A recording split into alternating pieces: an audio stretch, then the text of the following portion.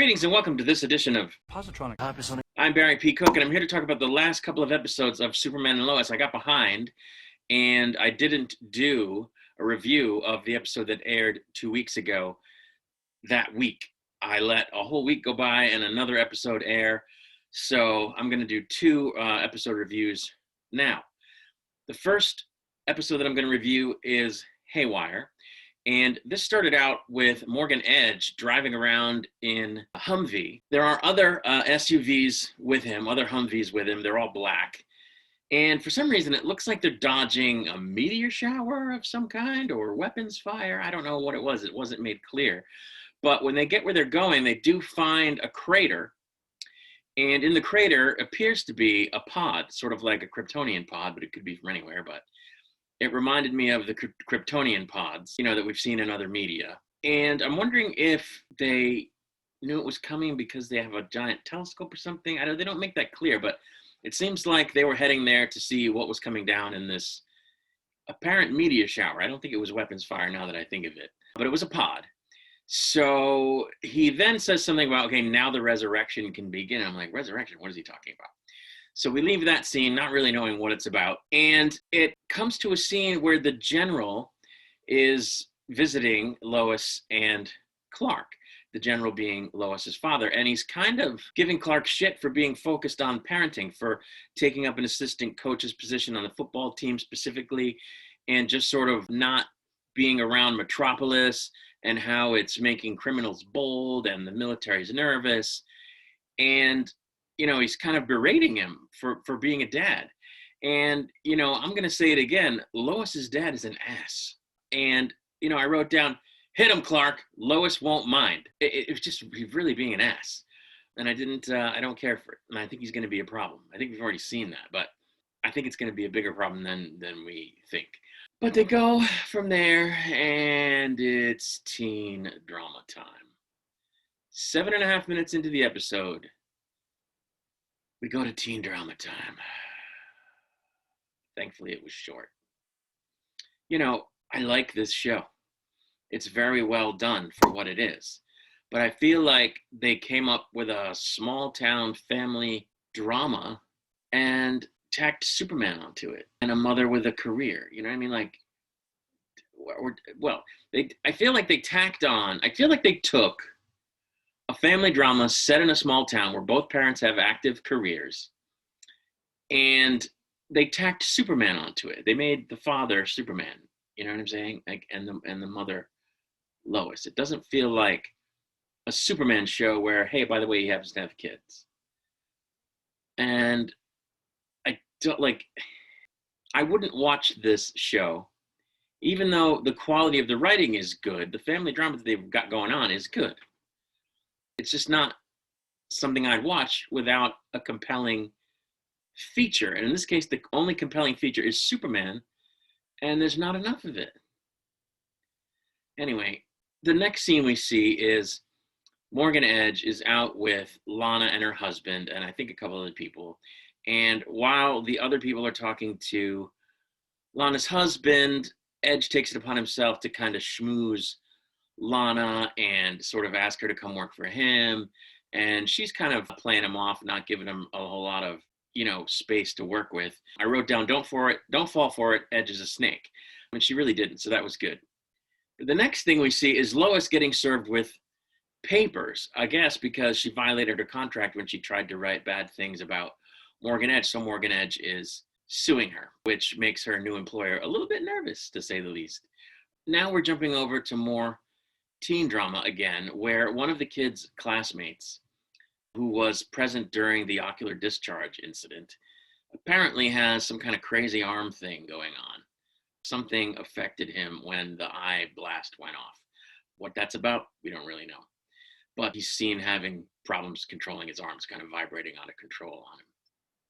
The next scene is a scene between Lana and her husband, and she's kind of giving him a hard time about why he let Morgan Edge kind of corner her. And he's like, well, he wasn't flirting with you, so what's the big deal? And, there was an angsty scene between them. And I'm like, why do we care about Lana's relationship? Again, this seems kind of like a family small town drama, kind of like a Desperate Housewives, where there's a family drama going on in one household, a family. Well, she has kids too. It's a multi-family drama show, a multi-couple, multi-family drama show where they spend time on each couple and each family, and Superman's in it. Like, it's not bad writing. It wouldn't be bad as Desperate Housewives or something, which I liked. But I want to see Superman. I don't care. In the context of Superman, I don't care about Lana's relationship. Why are they spending time on that? It's a Superman show. I don't care about her relationship. She's nice to look at. I think the character's cool. Why are we spending time? Like, if her relationship comes up in scenes with the other characters, Clark, Lois, Superman, whatever, great. Why are we having solo scenes about the Lana clan? I don't care. Not on a Superman show. Anyway, we ping pong back now to Lois, and she's going to confront Edge, like straight on. She is no wilting violet. She goes right up to him, and she keeps saying, yeah, you're going to sue me? Well, I'll tie you up in court for so long and so hard, your head will spin, and blah, blah, blah. So she gives it right back to him. He tries to schmooze her, too. She's like, don't give me your fake English accent thing. He's like, it's a real accent. She's like, I don't care. She reads him the riot act, which I thought was great, because I hate people like that, overly litigious, jerky people who try to shut you up and stuff like that. No, I don't cotton to that nonsense, and neither does Lois. So I thought that was good. Now we're back to the teen drama again for a brief locker room scene. Now, at this point, I'm going to stop and say that one of the issues I had with Star Trek Discovery was that it suffered from too many plots going on at the same time. And really, that's the same kind of thing that happened with shows like Desperate Housewives, which I really liked, and also Lost, which I really liked. Although following all the plots on both shows got a little crazy. It's kind of soap opera-like, and I'm not a soap opera fan, but that's what they're doing here now. And I don't know, it's like is it a thing in television where if you have a show, it has to be like a soap opera, there have to be multiple plots, all the characters have to get an arc? Like, what is this crap? It's not necessary. Like, on Superman and Lois years ago, we didn't know about Jimmy Olsen's love life. He was ancillary. He was there to say, little lines here and there to like give exposition, or, to have someone to the main character, for someone to have someone for the main characters to talk to. He didn't have a plot, certainly not beyond an episode. He might have a plot where he goes to investigate something, he gets in trouble, and Superman has to save him. That was it. He didn't have a plot. We didn't know his life. But on this show, and a lot of shows, everybody's got a character arc. Like, I don't know if they think it's some way to draw the audience in, that there's all these interwoven, complicated, layered plots across multiple, but that's fine if you're doing a Desperate Housewives clone, not a Superman show. I want to see Superman. The other CW-verse shows kind of get into that as well. But at least they were all superheroes. So it's like, yeah, you got the Black Canary plot on Arrow separate from the Arrow plot, but she's a superhero. You know what I'm saying? You got the Kid Flash plot maybe on the Flash, but he's a superhero. It's not just like generic, you know what I mean? I don't know why they're doing it. Now the next scene is, by the way, Superman shows up. After all this, Superman shows up because one of the things that Lois's dad had talked to Clark about in the earlier scene was that Kilgrave was being transferred from one prison to another because the authorities noticed that Superman wasn't really around Metropolis very much, and the prison that he was in was near there, so they wanted to move him somewhere more secure since Superman's not in Metropolis. And so we know that that's coming up from that scene. Now, Kilgrave is a rogue scientist technomancer. He builds and sells weaponry designed to combat Superman. He's also worked with the criminal organization Intergang, which frequently fights Superman as well. They do this using alien technology. He's also tangled with the Flash. So we hear about that transfer, and then they show the transfer taking place. And of course, what happens? He escapes, and he's on the run. And so we know a confrontation's coming between him and Superman. But before we get that, we have a scene of Lois's dad, like low-key asking the kids, hey, don't bother your dad with stuff. He's like, I know that you're special, Jordan, and I didn't want you to, that to happen to you really, but it did. And I didn't want you guys to find out about your dad just yet, but you did. But here's what you have to know. He's really important. He has a special job. He has a special responsibility. And it's important that he's always able to focus on that. Like, he doesn't come right out and say, don't bother your dad with kid stuff, or dad stuff, because we need him. But he sort of, backdoor, low key does ask them that without coming right out and saying it. And I'm like, what an asshole. But I guess once Clark got word of Kilgrave escaping, he sort of goes to find him, to track him down, to, corral him. And finally, we get to see Superman. Interestingly, it's going to be like a half hour in the episode. He doesn't find him. He finds where Kilgrave has left him a clue that says, I forget what it says, come find me, I got away, something. That's all he's able to find at the moment. But because he got called away to do this, he missed a thing that Lois wanted him to do. She wanted him to show up to a meeting and help her sort of turn the town against what Morgan Edge is trying to do. And he wasn't there. And Morgan Edge gets his way at the meeting, which is he's going to take over the mine.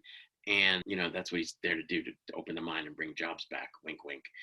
She gets all butthurt, that he wasn't there. And there's a scene where she says, I shouldn't be butthurt because I know you had a good reason to be where you were. I know you have this responsibility and stuff, but you know what? I am butthurt, not only because of that, but, there's a lot of stuff getting in between you and I where I feel like I'm low down on your priority list. There's the kids, there's, stuff. There's my dad in your ear. And I'm like, and she says, I know tomorrow I'm going to regret that I said all this to you because I'm sort of giving you mixed signals. I understand, yet I'm butthurt, but I am butthurt. And, like I said a minute ago, she just says I'm butthurt, basically. But my thing is, what I wrote down is, you say that. You say, you shouldn't be butthurt, but you are. And you can't have a foot in both slippers, Lois. I wrote down, you either get it or you don't. You're ride or die, lady. So if you don't get it, stand firmly on those grounds and say you don't get it and you want him to stop being Superman. If you do get it and you understand that he just is and that you want him to continue being Superman, then that's it.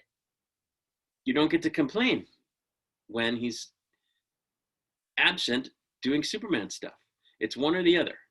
Now, is that reasonable? Are humans able to do that? Yeah. And if you can't, then you got to divorce him. You can't nag the guy. Like, you can't have a foot in both slippers. Like I said, you got to ride or die. Lives are at stake, and if you don't like your father in his ear, kick him to the curb, for crying out loud. Don't put that on Clark. Anyway, guess where we're going? Back to the teen drama. So it seems like the kid's arm has healed, which I don't get. Maybe he has super healing abilities. I don't know, but there's another teen drama scene that has nothing to do with Superman. Then we get a scene where, okay, the general has got a lead on Kilgrave. So I guess he contacted Clark. Clark shows up as Superman, and he says, oh, thanks for doing me the courtesy. Or thanks for showing up. And he says, well, I thought I'd do you the courtesy. And he says, courtesy? How about doing your job? And I'm like, doing his job? He doesn't work for you. In fact, he already told you that when you visited him before at his house. He said, I don't work for you. So, what is your hang up, dude? What are you not getting? Then we get another scene where Lois and Lana are hanging out because at the meeting where Clark didn't show up, Lana said, look, why don't you and I go for a drink? And after she confronts Clark, that's what she says, I'm going out for a drink with Lana. So now we have this scene where Lana and Lois are out for a drink. And I don't know, I get a feeling like this can only lead to bad things. Like, Lana used to date Clark. She's known him longer than Lois. I don't know. I don't see it being good because she's someone that can call Clark on his bullshit. You know what I'm saying? And if she takes Lois's side and then Lois is in anything at any time, Lois is going to be about his girl. It's like a triangle, girlfriend, ex-girlfriend, wife thing. Yeah. Bad. Both in life and I think in terms of how the show's going to write that stuff in because they're gonna, and I don't know. Maybe not. We'll see. I'm going to sort of pretend maybe it's not going to happen. Then we're back yet again to the teen drama and the kid, who I guess is having problems with his arm. After all, who is this kid? Anyway, he's in the woods, I guess, having trouble with his arm, and the Kent boys are freaking out because they don't know what to do. Then we go back. Finally, we finally see Superman in action. He had his suit on before and he was talking to the general. He wasn't doing anything. He was just standing there and talking. Now he's actually doing Superman stuff. Finally, it's got to be 35, 45 minutes into the episode now. And he's finally having a fight with one of Kilgrave's goons. And then the main event shows up. Kilgrave shows up and shoots Superman, or hits Superman with like a sonic blast that makes his ears hurt really bad. And he's like knocked down by it. He can't stand up. He can't fight. He's getting whacked. Every time he tries, he gets whacked with this sonic thing, while Kilgrave is blah, blah, blah, at him. And finally, Superman gains enough leverage, or enough of his senses to do, a thunderclap, boom, with his hands. And that takes Kilgrave out finally. So thank goodness. But that's it. That was all the Superman we got in terms of him fighting. But then the kids finally call him for help, and he flies over there and he sees the kid freaking out, and he just sort of scoops him up and flies up into the atmosphere, and the kid like passes out. So I wrote down, when in doubt, knock him out in the upper atmosphere. And then he lands, safely with the kid, takes him to a hospital. So now we're back at the Kent homestead, and they're all having dinner, and the general is there, and Clark says, why didn't you guys call me with the FLT or the device sooner? And they don't really say anything. They just kind of look over at their grandfather, and Clark and Lois look over at the grandfather and like, did you tell them not to contact me? And he's like, yeah, pretty much did that. Pretty much told them not to bother you because I need you for more important things. Well, they light into him, thank goodness, and they give him a ration of shit and basically tell him to scram. So he, takes off. Clark kept his cool, and that's probably for the best, but I think Bruce would have decked him. I think Bruce would have hauled off and punched him in the face if he had done that to him. But anyway, we're back again in Lana's house, and we're seeing her sort of make up with her husband. And I'm like, why do we care about Lana's relationship? Same question I had 50 minutes ago. Why? Why are we seeing this? I don't care.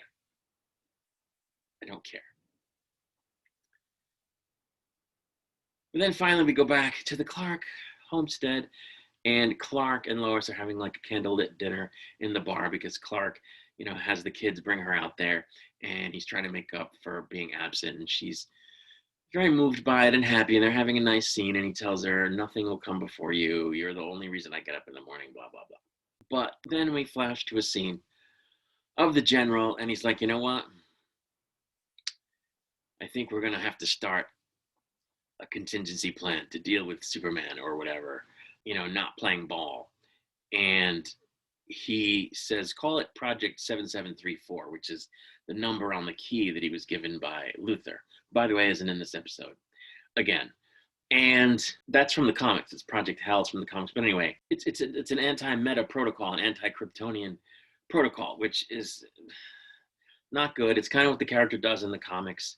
So this is going to be a major plot line through the show. So we're going to have to see where that goes. Then we come across Edge again, who has now shown up at the land that he, I guess, owns now or is administering with the permission of the town, which I think is a mine.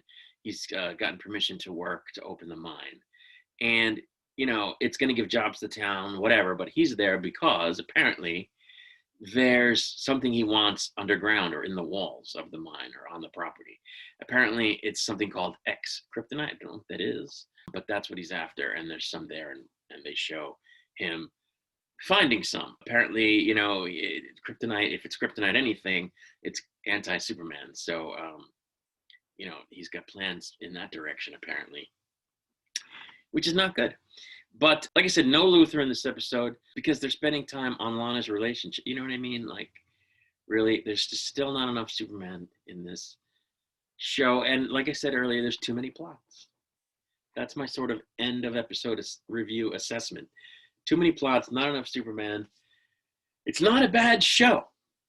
It's a good show for what it is, but like I said, it's like they took a Desperate Housewives type show in a small town, rural America, as opposed to the suburbs, and added the Superman component. Like, what? I don't think that's a good idea. But let's get into the next episode. The latest episode was called The Best of Smallville. I don't have a lot to say about this. It wasn't that major an episode. It starts out where they're talking about this Harvest Fest thing that they do in Smallville, where all the families get together and donate something, and the whole town enjoys a festival and benefits from it. I guess materialistically, material-wise, everybody gets something, resources, what was donated from the other families. It's kind of a big, I don't know, swap meet, but it's a festival. So that's going on during this episode. But next we find out that the Powell kid who was missing, that Lois was investigating the disappearance of, has come back. And it's pretty clear that Powell arranged for this to happen, probably just to kill the story about, why did he disappear? What's the tie between that and Edge? But it seems like he's a little not right, to say the least. He kind of has apparently some superpowers going on that he can't really control. So yeah, there's something going on beneath the surface here. In this episode, we also get a look at Clark when he was younger, during the time that in the comics he was Superboy. This is after his father has died, and he's kind of bristling against his mother's plans for him. And he also is going around stopping little crimes, but he doesn't do it as Superboy. He kind of does it a la Gotham, and sort of like puts on a ski mask type thing and goes and stops a robbery. I don't know why, because in the comics he did that stuff as Superboy. I don't know. But back in the present, there's a fire in some kind of building, and Clark hears about it, and he goes to put the fire out, but as Clark. He doesn't have the suit on. It's why? Why? It's a Superman show. You put him in the suit, especially if you're going to use him to do something super. Like, I don't get it. But of course, this episode has family teen drama in it. It has teen drama in it. And well, I guess it's family drama and teen drama. But anyway, there's a scene where Clark is giving one of the kids hell because he drank at the festival, and that whole "you don't know what it's like to be normal" thing. You had powers growing up, and you yeah. It's getting old already, and we're like 5 episodes in. Of course, the other kid's like, I have powers, but I don't know how to use them, and I'm not you, but I want to be you. And I think this concept would have made a good movie. I don't think it's going to make a good series. In the beginning, I was like, oh yeah, it'll be interesting to see how Clark deals with parenting. Yeah, for like 2 hours, not a series. So it's already wearing thin, unfortunately. I don't know, maybe it'll change. But of course, it turns out that the Powell kid is not the Powell kid. He's some kind of alien or something. And there's a fight sequence, and Superman's chasing him, and then he just sort of has to end up he lights himself aflame, this guy, and dies towards the end of the fight. And it's like, what the hell was that? Who was that guy? What's going on? We don't know. Maybe they'll explain it in a future episode, but it was the only Superman thing in the episodes besides putting out a fire previously, and he didn't put the suit on. Why is this? Then we go back to the plot. See, it's not good enough to have family drama in the present. They got to show you the family drama in the past so that it can inform the story of the family drama in the present. So now we see Clark as a kid again, and he's breaking away from his mom. He's leaving home for the first time. He's taking a bus somewhere, but we don't know where because they don't say, and I don't think it's Metropolis because he's like 16. So I don't remember him being that young when he went to Metropolis in the comics. Certainly not in the 1978 Superman film. He wasn't that young. So I don't know what that's about. Maybe we'll see more. Maybe there'll be more flashbacks. But that's really all I had to say about this episode. Again, I think it was too much with the kids. I don't like it. That's really it. So I'm going to keep watching we'll see what happens. But I don't know. I think they've got to tighten things up. I think they've got to get more Superman focused and less Lana and the kids and the whole thing, because I don't care. But that's it for my review of the last two Supermans. I'm going to get out of here. So I will once again say peace and long life.